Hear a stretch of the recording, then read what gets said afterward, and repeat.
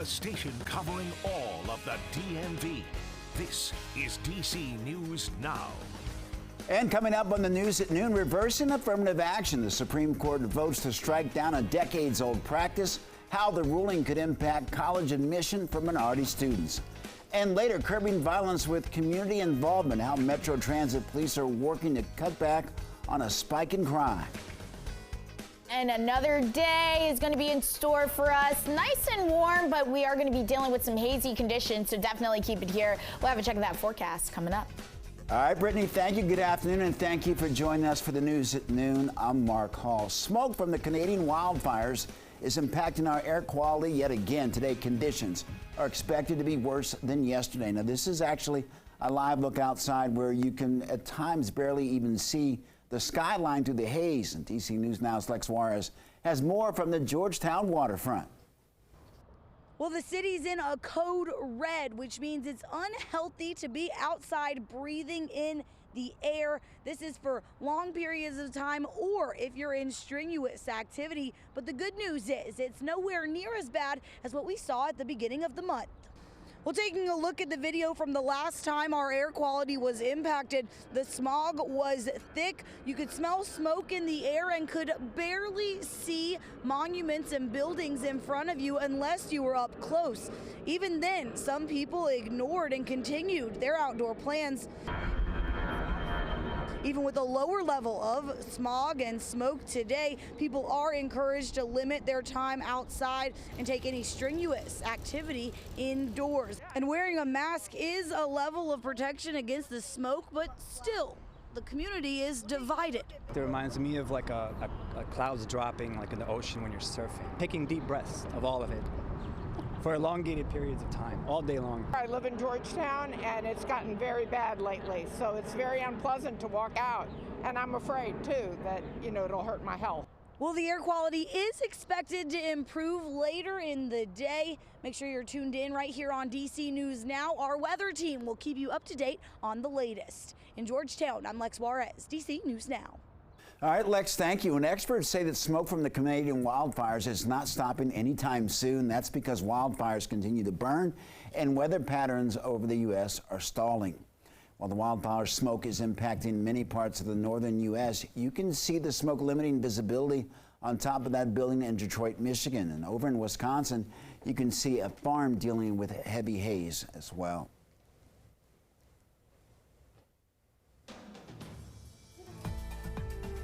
Weathercaster Brittany Ward is subbing in for Damon Matson today, and she joins me at the desk. Actually, Brittany... I'm at the green screen. Brittany's at the green screen now. Brittany, always a pleasure to see you.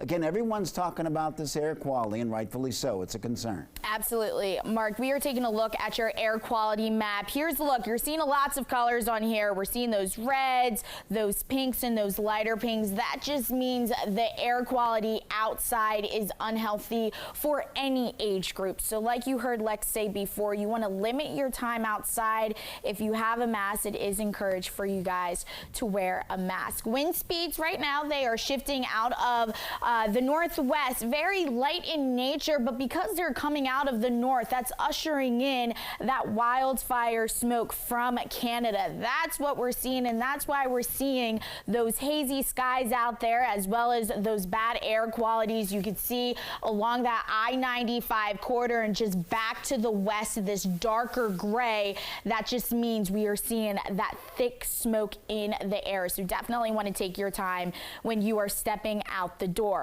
Otherwise, temperatures, they are fairly mild. We're talking about 79 here in DC, 77 as you head over there to Leesburg. Further back in the mountains, you guys are still a little bit cooler, only holding on to the lower 70s. Now, highs today will again be a little bit warmer, but not as warm as yesterday. 87 expected to be the high here in the nation's capital, 86 there in Frederick, 85 though as you head over there to Winchester. So looking ahead, the next 3 days, we're still going to be holding on to a hazy sun out there, but again, it's going to be warm out there. Then as we head into Friday, temperatures begin to warm up. We're talking about lower 90s, but we do have those chances of late storms in the forecast later Friday afternoon into the evening, and that's when we slowly begin to see the smoke move its way out of our area. Then comes Saturday. We're talking about upper 80s for highs, but Mark, we still got those storm chances in the forecast. So definitely keep it here.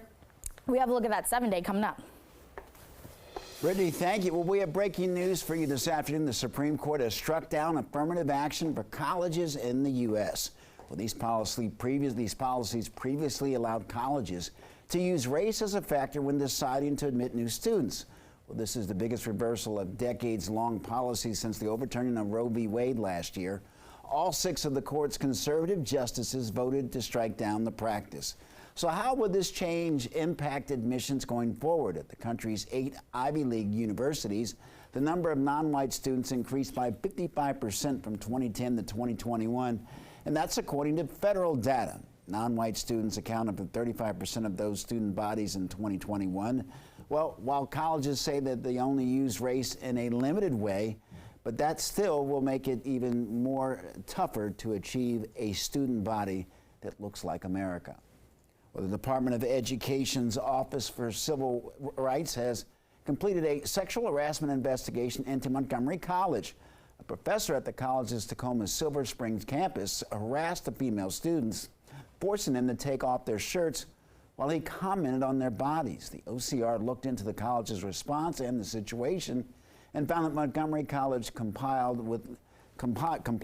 with all of Title IX requirements. Now, the professor in this case was originally on leave, has since been fired. Police are still looking for answers into how a 3-year-old boy fell out of a window of an apartment building in, I believe it was Alexandria, and died. Officials say that there were several other people in the apartment when the child fell. And it happened yesterday at the Arrive Apartments, and police have not said what led to the child falling, saying that the investigation is ongoing. Both police and people living in the apartment complex say the death is heartbreaking. I'm very devastated myself. I'm sorry for the family that, have to deal with that. Everybody has to encourage the whole family to keep, each other together in order to, make sure they can get past all of this. Our first responders, the officers, the firefighters who respond out there, they're parents, and, they have feelings also. And so we all have that feeling because we care about life. Well, the apartment complex management responded to the incident, saying that they are, quote, saddened by the news. Well, efforts in the district are underway to end gun violence. DC News Now's Dave Laval highlights the latest steps taken by Metro Transit Police to create a safer city. Metro buses and trains have seen well over 800 major crimes committed on them during the first half of the year, according to Transit Police. Those include homicides and aggravated assault. That number more than doubles the amount during the same time a year ago.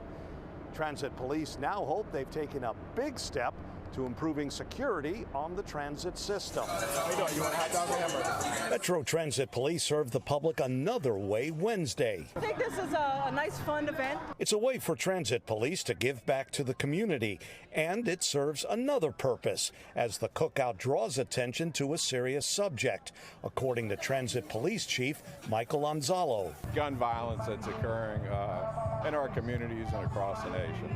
6 homicides, according to the chief, have involved Metro trains and buses this year. Metro employee Robert Cunningham died after a gunman shot him and wounded 3 others in the February 1st attack at the Potomac Avenue Metro station. Isaiah Trotman is awaiting trial in the case. 5 of them have been closed with arrest. We do have 1 that remains open. Security footage captured the February 17th shooting on a Metro bus in White Oak that claimed the life of 19-year-old Justice Elliott of Silver Spring. That's the only unsolved case. Violence on Metro trains and buses is a concern among passengers like Kia, who did not want to give us her last name. It's getting a little dangerous. It is, but I know that the transit police are actually doing the best they can. We're not going to rest our way out of this. Transit Police hope community events like this form new bonds with the community. to help them solve crimes and keep Metro safer. Transit police and D.C. police teamed up in February to increase security at 5 Metro stations. The transit chief says the program has worked so well as some of those teams have been moved to other stations around the district as private security firms have been hired to provide an extra layer of security. Plus, various Maryland law enforcement agencies assist transit police the way D.C. police do. And starting July 1st, Virginia law enforcement agencies will join the ranks. At the Anacostia Metro Station, Dave Laval, DC News Now. Our thanks to Dave. Well, new this afternoon, the University of Maryland will receive $40 million to upgrade the school's gas-fueled buses to electric buses. The funds will come from the Department of Transportation. $40 million will allow the university to purchase 35 electric buses, bus charging stations, and training for drivers on operating the vehicles. Transition could be made as early as the summer of 2026. Arlington County asking residents to weigh in on a proposed 10-year transit plan. Last week, recommendations were released, including increased bus frequency, a simpler bus network, and more direct routes. You can submit feedback online about this plan until July 30th. The link is on our website, dcnewsnow.com.